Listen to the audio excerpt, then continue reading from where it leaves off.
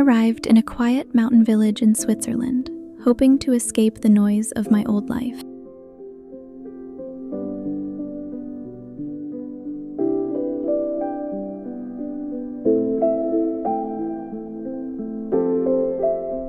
The village was smaller than I'd imagined, just a handful of wooden chalets leaning into the mountainside, and a silence I wasn't used to anymore.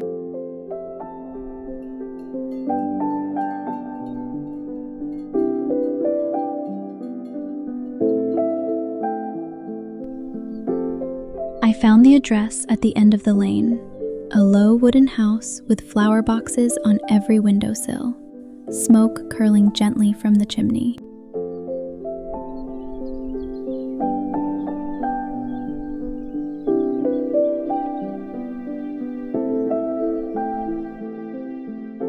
For a moment, I hesitated at the door, wondering if I'd made a mistake coming all this way alone.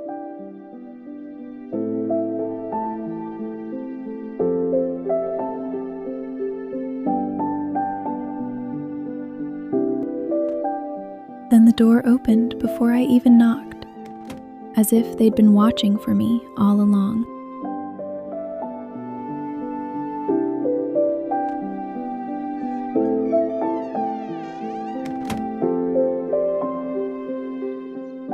A warm, elderly couple welcomed me into their cozy homestay with smiles that needed no translation.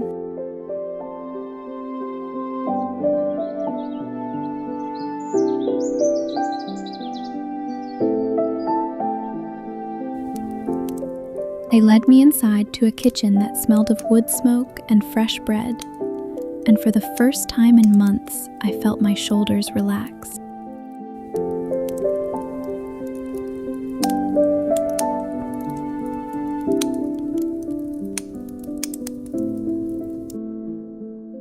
My room was small and simple: a wooden bed, a quilt stitched by hand, a window that looked straight out at the mountains.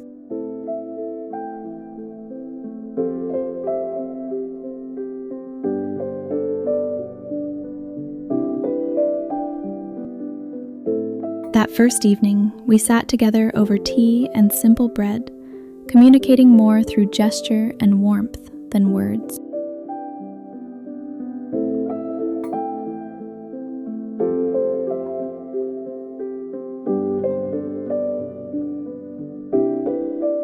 I fell asleep that night to a silence so complete I could hear my own heartbeat.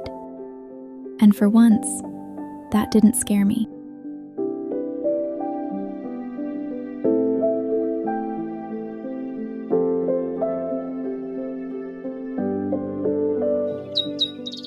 Every morning, I woke up to the sound of cowbells, birds, and fresh mountain air.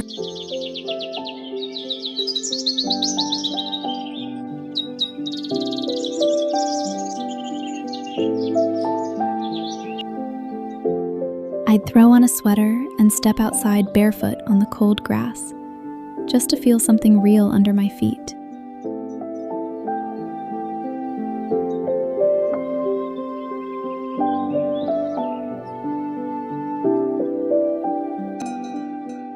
Down the lane, the farmer led his cows out to pasture, their bells clinking in a rhythm that slowly became my favorite sound.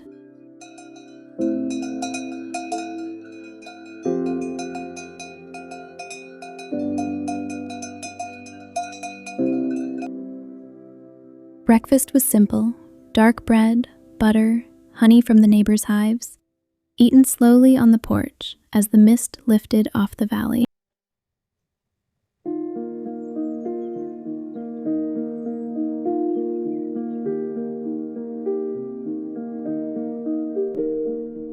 Some mornings, I didn't do anything at all, just sat and watched the light change on the mountains, and somehow that felt like enough.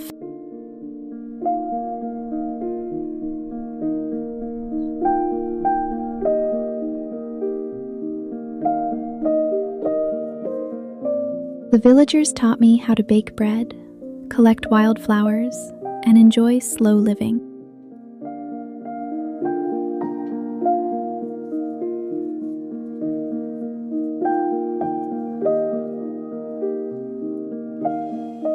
We pulled the loaves from the old stone oven, and the whole house filled with the smell of warm bread and wood smoke.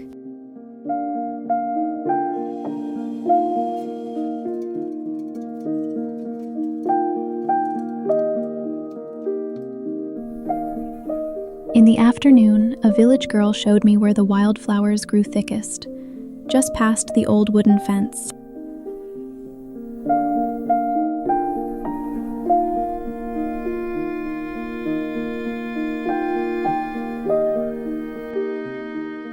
I arranged them in a chipped ceramic jug on the windowsill, and it became the smallest, proudest thing I'd made in years.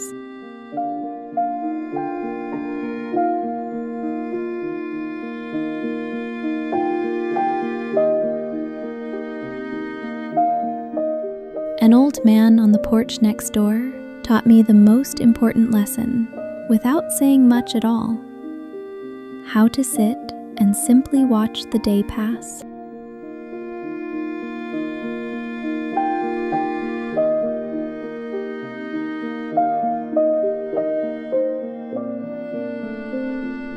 For the first time since I could remember, I let an entire afternoon pass with nothing to show for it. And it felt like freedom.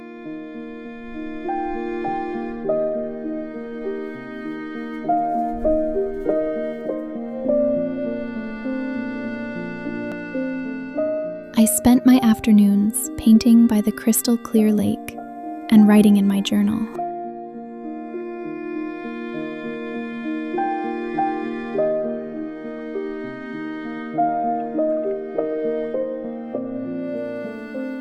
My paintings were clumsy at first, more feeling than skill. But out here, no one was watching, and that made all the difference.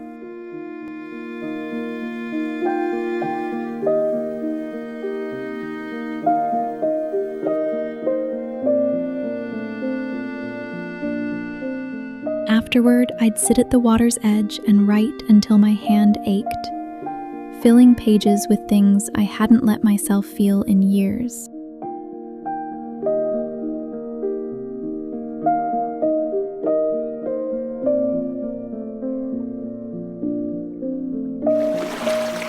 Some days, I just dipped my feet in the impossibly cold water and let out a laugh no one was there to hear.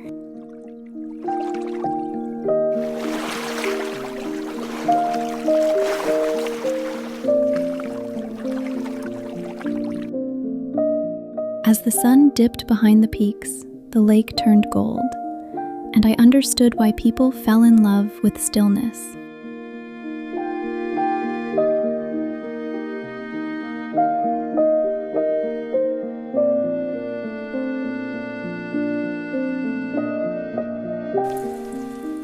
One rainy evening, I met a kind local photographer who loved capturing peaceful moments.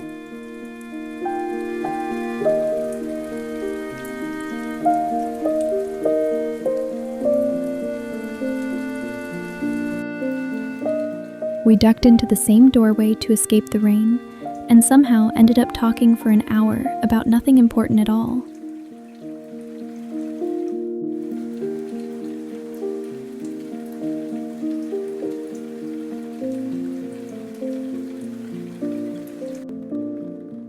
He showed me photos on an old camera screen. Fog over the lake, an old woman feeding goats.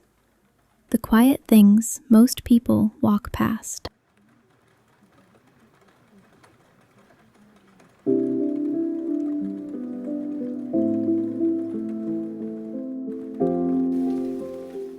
He walked me back to the homestay under one small umbrella, and neither of us minded that it wasn't really big enough for two.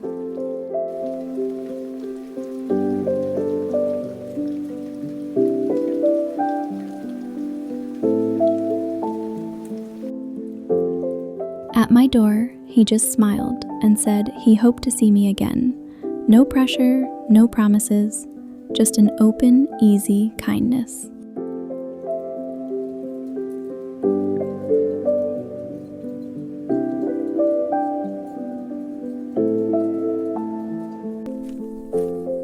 Instead of talking a lot, we shared quiet walks through the green valleys.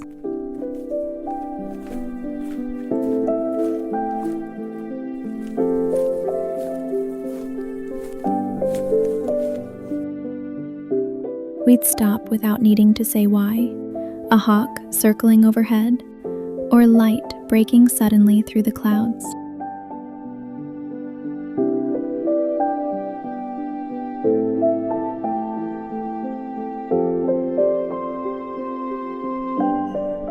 Some afternoons, we'd just sit on a hillside and let the silence stretch comfortably between us. No need to fill it.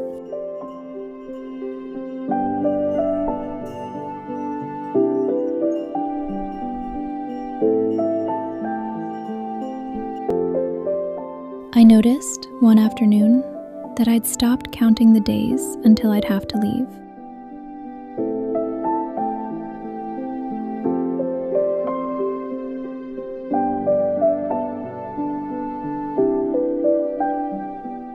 The family at the homestay slowly became my second home.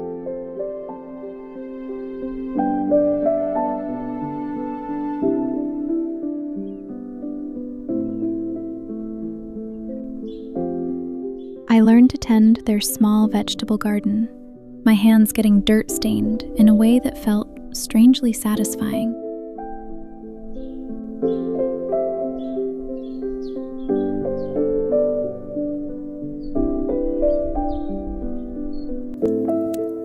In the evenings, the grandfather told long stories in broken English, and I found myself understanding more from his hands than his words.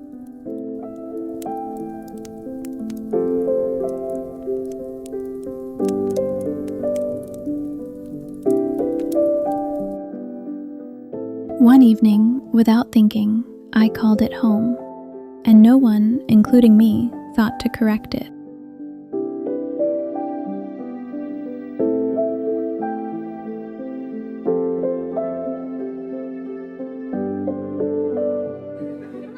They celebrated my birthday with a handmade cake and heartfelt laughter.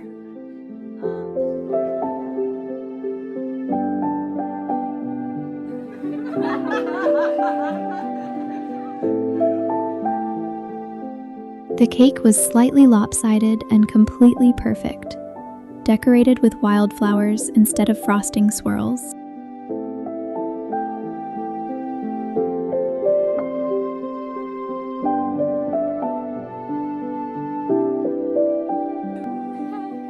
They sang in a language I didn't fully understand, but I understood every word of what it meant.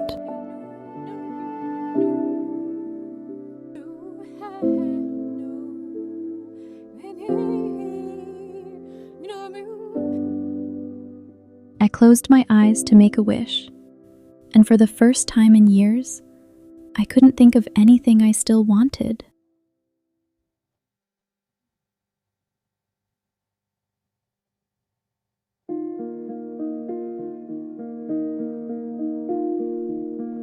The photographer gave me a small printed photo of the lake at sunset, with a note that simply said, "So you don't forget the color of this place."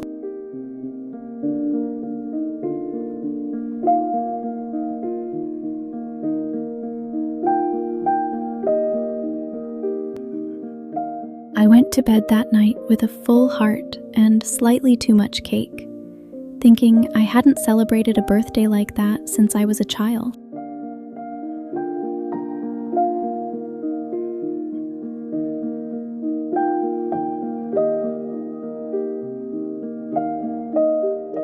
For the first time in years, I felt completely safe and truly seen.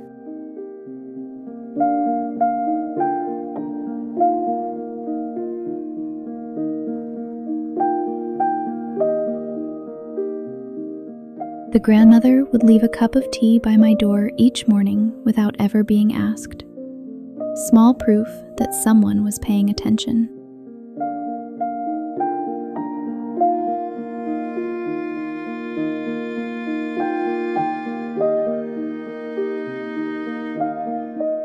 One evening, I cried at their kitchen table. Not from sadness, but from the sheer relief of being cared for without having to ask.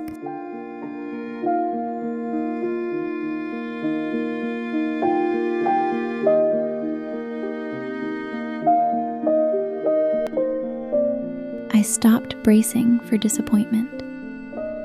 Somewhere in that little village, I had simply let my guard down.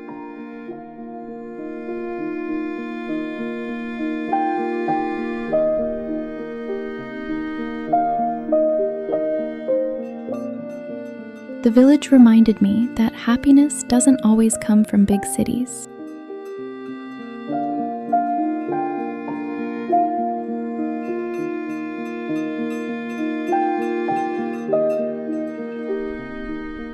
I thought about my old apartment, the constant noise, the endless scrolling, and realized I hadn't missed any of it.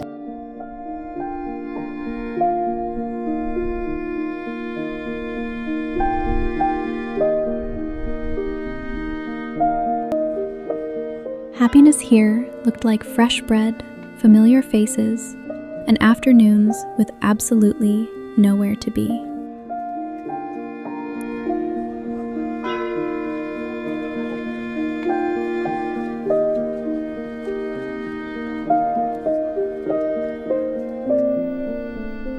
I understood, finally, that peace was a place I could build anywhere.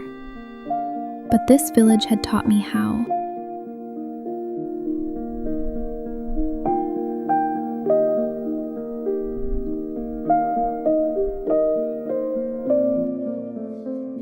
When it was finally time to leave, everyone gathered to say goodbye.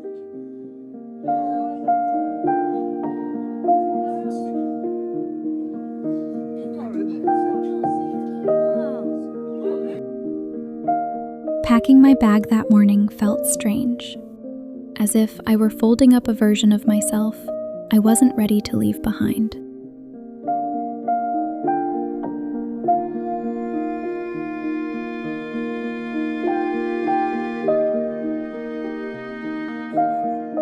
The photographer gave me one last photo, the two of us, taken by the grandmother, slightly blurred and completely perfect.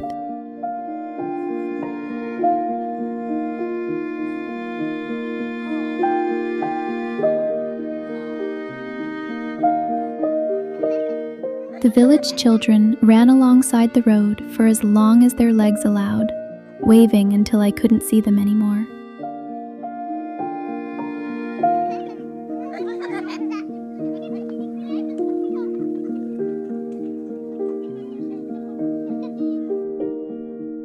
The grandfather held my hand in both of his for a long moment, saying nothing, needing to say nothing.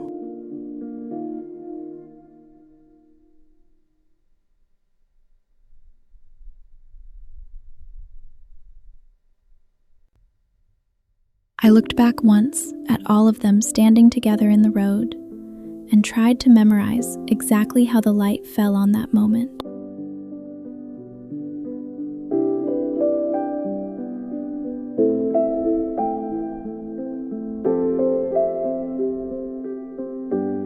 The grandmother hugged me and whispered, "You'll always have a home here."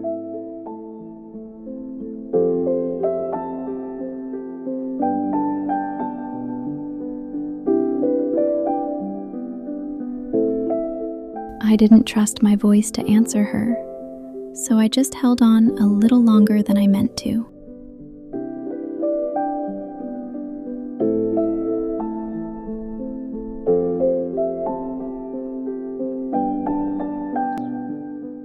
When we finally stepped back, her eyes were as wet as mine, and neither of us pretended otherwise.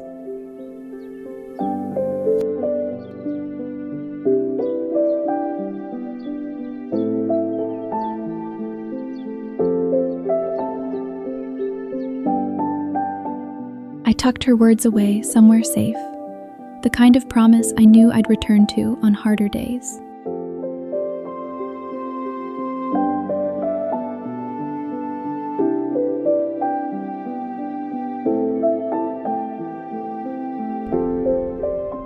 As my train disappeared into the mountains, I realized I wasn't leaving empty-handed.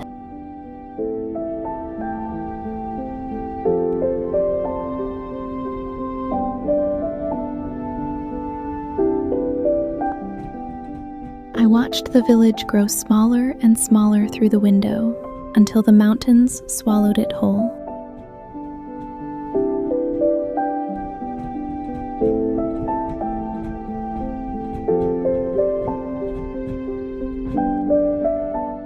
In my lap sat a pressed wildflower, a blurry photograph, and a heart that felt lighter than it had in years.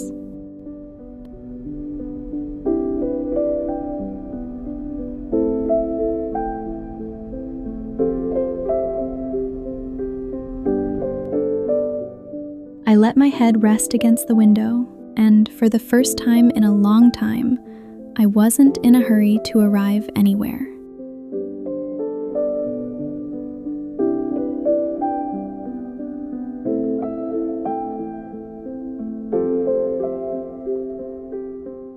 I was carrying unforgettable memories, lifelong friendships, and a heart that had learned to smile again.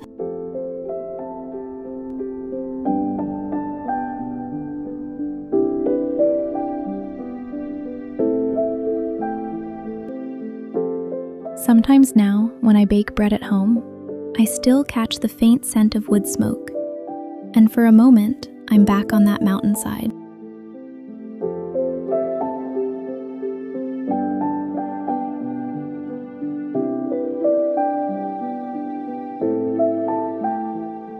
That village didn't just give me a place to stay. It gave me back the version of myself I thought I'd lost.